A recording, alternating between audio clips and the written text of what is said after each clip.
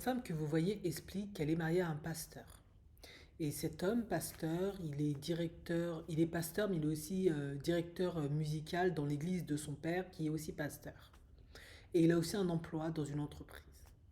Elle explique que durant les périodes de Noël, son mari préparait les, la chorale, tous les événements de Noël qui se passent à l'église, parce que c'est des gros événements Noël.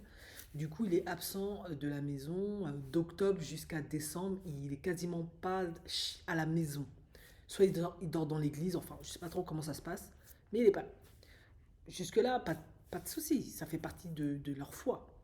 Sauf qu'elle explique qu'en rentrant un jour à la maison, durant cette période-là, elle voit un message sur Facebook qui s'affiche et elle trouve ça un peu bizarre. Et elle va un peu regarder pourquoi ce message apparaît, qu'elle n'avait pas fait attention. Et elle voit un message qui est écrit: Est-ce que tu peux nous laisser tranquille avec mon copain? Et ce message était adressé en fait à son mari. Elle répond, elle pose des questions, en tout cas, elle obtient des réponses et en fait elle découvre que son mari la trompe avec un homme. Elle tombe des nues, elle est choquée et du coup elle discute un peu avec cette personne-là qui lui explique que ça dure depuis un moment. Elle va à l'église, elle confronte son mari s'énerve, ils se disputent, bref c'est la grosse galère. Du coup il quitte la maison pendant quelques temps. Il revient, euh, bien sûr, il y a beaucoup de tensions, ça devient compliqué parce que en plus, elle s'aperçoit que ils sont toujours à découvert. Elle comprend pas ce qui se passe, pourquoi ils sont à découvert. Lui, il lui donne plein d'excuses. Bon, c'est son mari, elle lui fait confiance, mais elle se dit mais c'est bizarre, pourquoi il est toujours à découvert. D'autant plus qu'elle finit par s'apercevoir que, en plus d'être quasiment absent, il rentre toujours de plus en plus tard et dès qu'elle le confronte, elle essaie de comprendre mais pourquoi tu rentres après 22-23 heures. Il se fâche, il se dispute, il quitte la maison et il revient à 2h30 du matin. Donc du coup, elle marche un peu sur des œufs parce qu'elle ne sait plus comment le prendre, comment faire. Bien évidemment, parce qu'ils sont dans une église et ça reste familial, elle va voir ses parents, ils sont un peu, ouais, bof, oui, c'est vrai qu'effectivement, la nani, bon, bref, vous avez compris, ils indexent pas trop son fils, mais ils lui proposent, ben, ce qu'on peut faire, c'est t'aider à payer les factures si jamais c'est trop compliqué.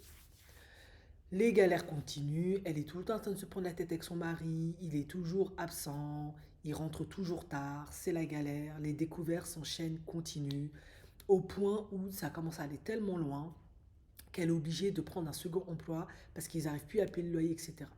Heureusement que là où ils habitaient, c'était une maison des parents qui leur avaient prêté, mais en fait, elle voit que c'est la chute aux enfers.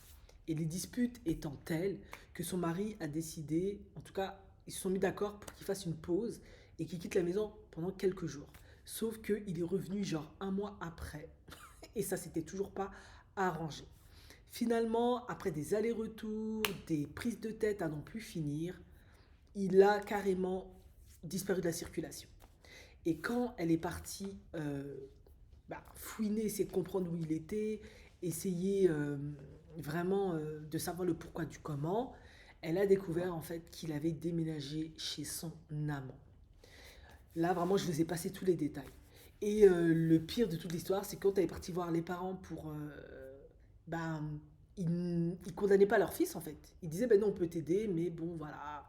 Voilà. En gros son mari l'a quitté pour aller avec son amant en la laissant faucher. Elle a plus un sou, il l'a laissé avec 112 dollars dans le compte en banque.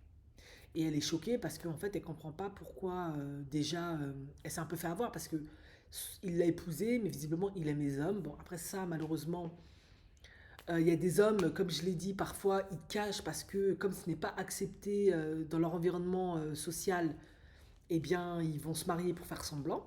D'autres, ils peuvent aimer les deux. Ça peut être ça, ça peut venir même après parfois. Et elle était un peu en colère contre les parents aussi parce qu'elle dit mais pourquoi les parents disent rien à leur fils? Mais peut-être que pour moi les parents ne disent rien à leur fils parce qu'ils savaient déjà que leur fils était homosexuel. Et voilà, pour pas faire honte, parce qu'on est dans l'église, je suis pasteur, faut pas qu'on sache que mon fils est homosexuel, sinon ça c'est mal vu. On te dit, trouve-toi une femme, tu t'en fous. Tu fais des gosses, et puis voilà. Sauf où on se dit naïvement, ça va passer, parce que beaucoup pensent que l'homosexualité, ça va passer.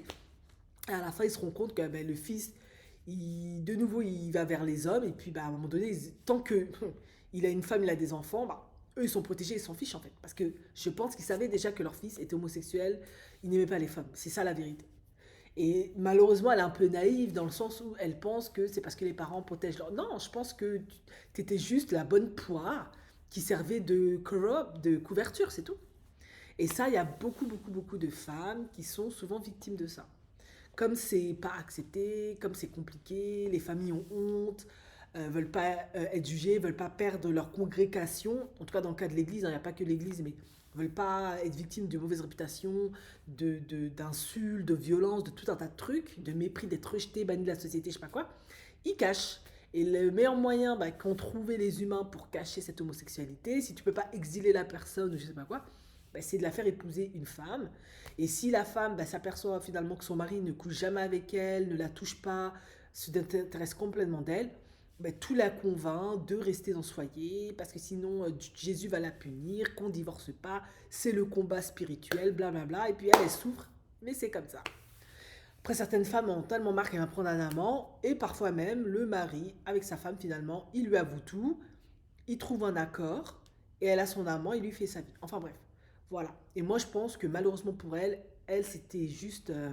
c'est juste fait... on a juste abusé de cette femme en fait. Et finalement, il ne l'aime pas, il s'en fiche d'elle, il cherche pas à la protéger, elle et les gamins. Il vide le compte en banque parce qu'il veut faire plaisir à son amant, il veut vivre sa vie. Voilà, lui, il a fait, à mon avis, ce que les parents voulaient. Je pense pas que ça vienne de lui.